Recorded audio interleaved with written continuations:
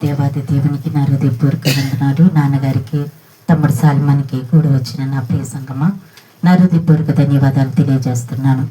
మరి మూడవ మాట అప్పగించుట.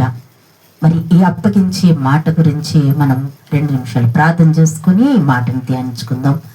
మహాపరిశుద్ధుడా, దేవానికి వందనాలు, స్తోత్రములు ప్రభా.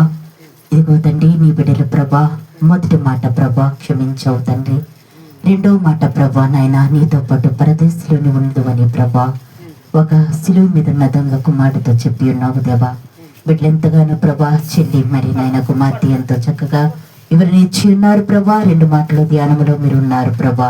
ఈ మూడవ మాట అప్పగించటలోని కూడా ప్రభా నాయన మీరు మాకు సహాయం చేయండి ప్రభా. పరిశుద్ధాత్మ దేవుడా, మేము ఏం మాట్లాడాలో మాకు తెలియదు కానీ ప్రభా, మా నోటిలో మీరుండి ప్రభా అయా మీ ఒక వాక్యని నీ బిడ్డలకి వెదజల్లమని అడుగుచున్నాను. పరిశుద్ధాత్ముడా, మీరు సహాయం చేస్తేనే మేము మాట్లాడగలుగుతాము ప్రభా నాయన.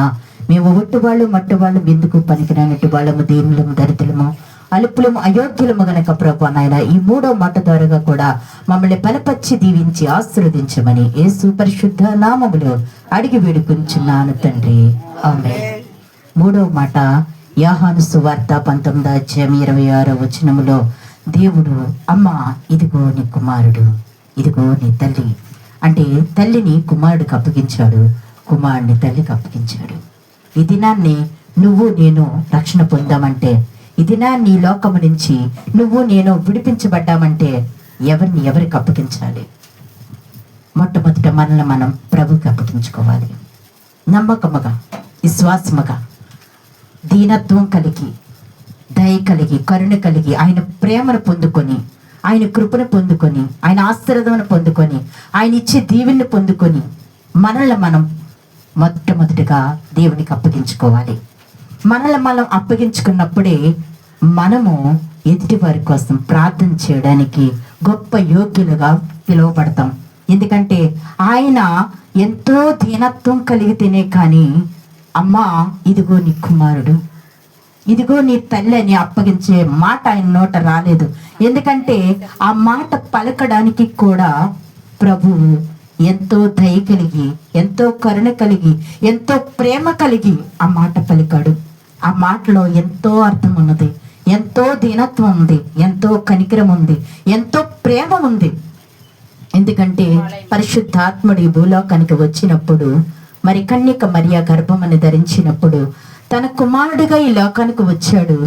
కానీ నేను దైవికంగా దేవుని దగ్గరికి నా యాత్ర ముగించుకొని వెళ్ళిపోతున్నానమ్మా, నా కోసం నువ్వు బాధపడొద్దు, ఇక నీదట నీ కుమారుడు నేను కాదమ్మా, ఇదిగో నీ కుమారుడని అక్కడున్న సీమోన్ని చూపించి తన కుమారుడిగా అప్పగించాడు మరి ఆ తల్లికి.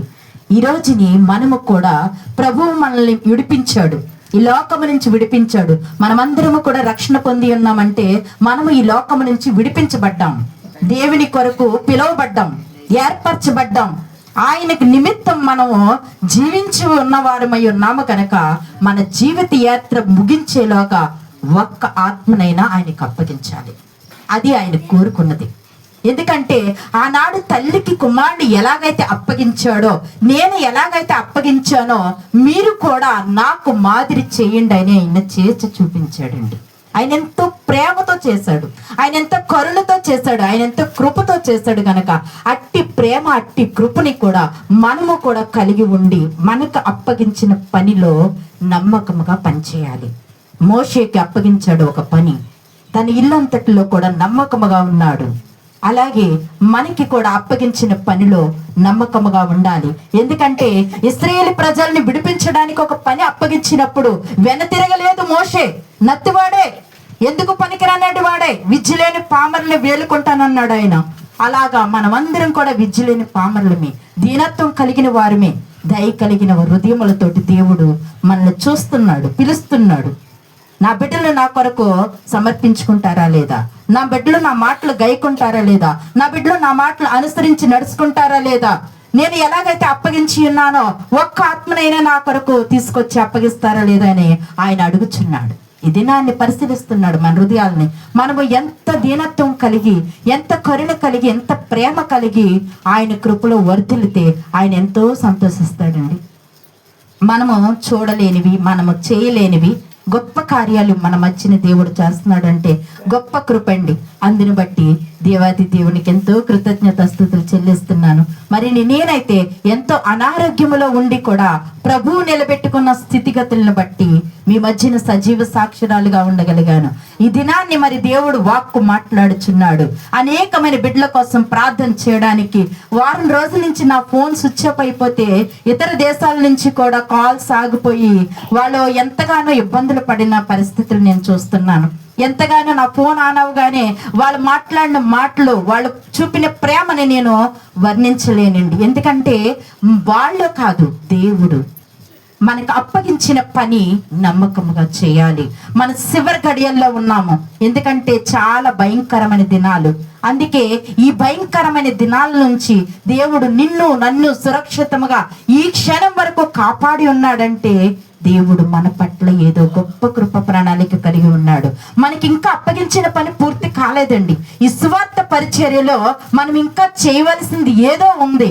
ఆయనకి ఇష్టమైంది ఏదో ఉంది, ఆయనకి కావలసింది ఏదో ఉంది. అందుకే నిన్ను నన్ను కూడా సజీవ లెక్కల్లో సురక్షితంగా ఉంచాడంటే అది గొప్ప కృప, ధన్యత. మరి దేవుడు ఆయన అడుగుచున్న మాట మరి అప్పగించుట. మరి మనమందరము కూడా ప్రభువు కొరకు ఒక్క ఆత్మనైనా ఒక్క పాపినైనా ఆయన చెంతకి తీసుకురావడానికి, ఒక్క బిడ్డ అయిన మారు మనసు కోసమైనా మనం అనుదిన ప్రార్థనలో జ్ఞాపకం చేసుకోవాలి.